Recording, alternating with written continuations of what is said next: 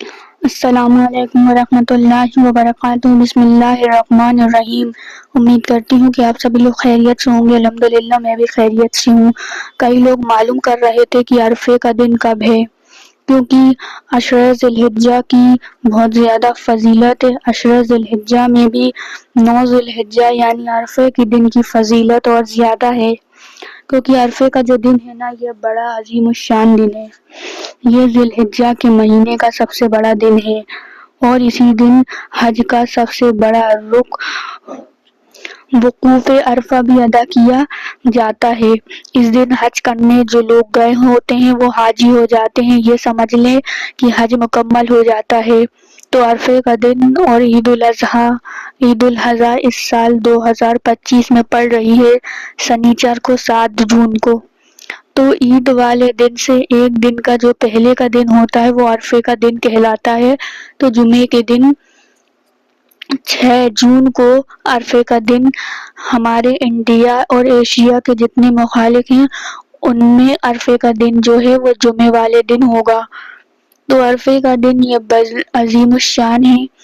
اس دن ہمیں روزہ رکھنا چاہیے۔ عشرہ ذی الحجہ میں روزہ رکھنے کی فضیلت ہے، اور عشرہ ذی الحجہ میں بھی 9 ذی الحجہ کی یعنی عرفے کے دن کی روزے کی فضیلت بہت زیادہ ہے۔ حدیث میں نبی کریم صلی اللہ علیہ وسلم کا ارشاد ہے کہ عرفے کا دن کا روزہ پچھلے 1 سال کے گناہ اور اگلے 1 سال کے گناہ کا کفارہ ہے۔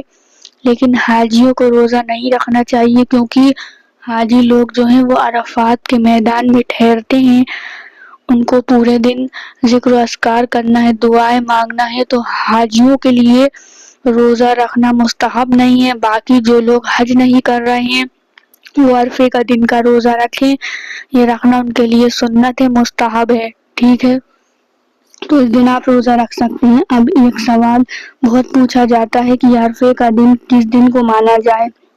اگر ہم جمعے کے حساب سے دیکھیں تو جمعے والے دن تو سعودی میں عید الاضحیٰ ہوگی، تو وہاں عید الاضحیٰ ہے اور ہم عرفے کا دن منا رہے ہیں، تو یہ عرفے کا دن کہاں رہا؟ کیونکہ اس میں بڑی اختلاف پایا جاتا ہے۔ بعض علماء یہ کہتے ہیں کہ سعودی عرب میں جب عرفے کا دن ہوگا اسی دن ہمارے یہاں بھی عرفے کا دن سمجھا جائے گا، تو وہاں جمعرات کو عرفے کا دن ہے، تو ہم لوگ جمعرات کو عرفے کا دن سیلیبریٹ کریں۔ سیلیبریٹ مطلب دینی کام کرنے کے اعتبار سے، روزہ رکھنے کے اعتبار سے۔ تو اس سلسلے میں آپ میری بات یہ سمجھ لیں کہ ہم ایشیا کے جو ملک ہیں وہ عام طور پر سعودی کے تاریخ سے ایک دن پیچھے چل رہے ہوتے ہیں، تو ہم لوگ یہ کر سکتے ہیں کہ 8 ذی الحجہ کو بھی روزہ رکھ لیں اور 9 ذی الحجہ کو بھی روزہ رکھ لیں، کیونکہ جو ہے چاند کے حساب سے اللہ تعالیٰ نے عمل کرنے کی ہمیں توفیق دی ہے۔ مان لیجئے سعودی عرب میں ٹائمنگ کا فرق ہے، ہمارے یہاں اور سعودی عرب میں ٹائمنگ میں بہت بڑا فرق ہے۔ وہاں جب ظہر کی نماز ہو رہی ہے تو ضروری نہیں کہ ہمارے یہاں بھی ظہر کا ٹائم ہو رہا ہو۔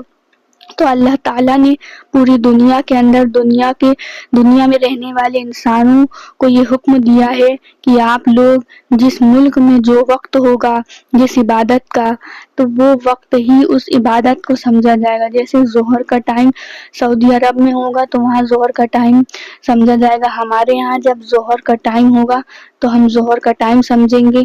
کہیں اگر مغرب ہو رہی ہوگی تو وہاں مغرب کا نماز پڑھی جائے گی۔ تو اگر ہمارے یہاں چاند آج دکھا ہے تو ہم آج پہلی تاریخ مانیں گے، سعودی عرب میں جب چاند دکھے گا وہاں پہلی تاریخ مانی جائے گی، کیونکہ چاند آپ دیکھیں سعودی عرب میں اگر 5 تاریخ ہے تو ہمارے یہاں 4 تاریخ ہوتی ہے، وہاں چاند ہو گیا لیکن ہمارے یہاں پورا چاند ہو رہا ہوتا ہے۔ تو یہ اللہ کا بنایا ہوا ایک نظام ہے، تو ہم عبادت کے مکلف ہیں۔ ہم جس ملک میں جس علاقے میں ہم رہتے ہیں وہاں کی ٹائمنگ کے حساب سے۔ لیکن عرفے کے دن کے بارے میں یہ تھوڑا سا اختلاف ہے، ہم اس طرح سے اس کو دور کر سکتے ہیں کہ ہم لوگ ایشیا، انڈیا، پاکستان، بنگلہ دیش، چائنا، افغانستان، یہ جو ایشیا کے جو کنٹریز ہیں وہ ایک دن پیچھے ہماری تاریخ چل رہی ہوتی ہے، تو ہم جس دن سعودی عرب میں عرفے کا دن ہوگا تو ہمارے ہاں جمعرات کا دن ہوگا، تو ہم اس دن کا بھی روزہ رکھ لیں اور جمعے کو ہمارے یہاں 9 تاریخ ہوگی، 9 ذی الحجہ ہوگا، تو ہم 9 تاریخ کا بھی روزہ رکھ سکتے ہیں۔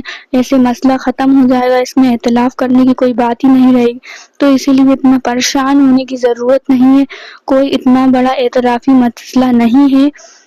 مجھے امید ہے کہ آپ کو یہ چند باتیں سمجھ آ گئی ہوں گی، کیونکہ اس میں بڑا لوگ لڑتے رہتے کہ وہاں یوم عرفہ ہے تو یہاں پہ بھی یوم عرفہ مانا جائے گا۔ ٹھیک ہے، مان لے، کیا پرابلم ہے؟ 8 ذی الحجہ کو بھی روزہ رکھ لیں اور احتیاطاً 9 ذی الحجہ کا بھی روزہ رکھ لیں۔ پرابلم کیا ہے؟ کوئی پرابلم نہیں ہے۔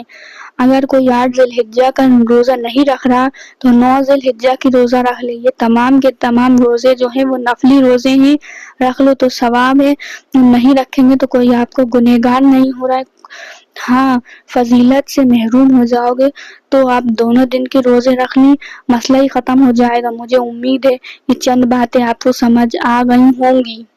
ویسے تو ذی الحج کا جیسے مہینہ چل رہا ہے تو ہم پورے 10 دن کے روزے رکھیں تو وہ سب سے بیسٹ ہے، اور اگر آپ کسی کام کی وجہ سے یا کسی پریشانی کی وجہ سے نہیں رکھ پا رہے ہیں تو 2 روزے تو ضرور رکھیں، 8 ذی الحج کا اور 9 ذی الحج کا، اور اگر دونوں بھی روزے نہیں رکھ پا رہے ہیں تو ایک ہی روزہ رکھ لیں 9 ذی الحج کا، انشاءاللہ تعالیٰ آپ کو بہت ثواب ملے گا۔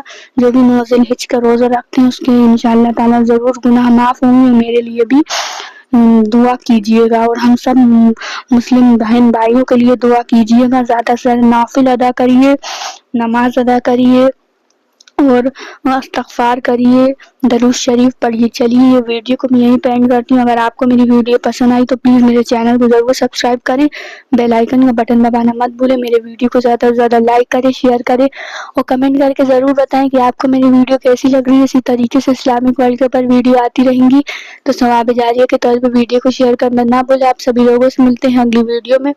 ویڈیو دیکھنے کا بہت بہت شکریہ، جزاک اللہ خیر۔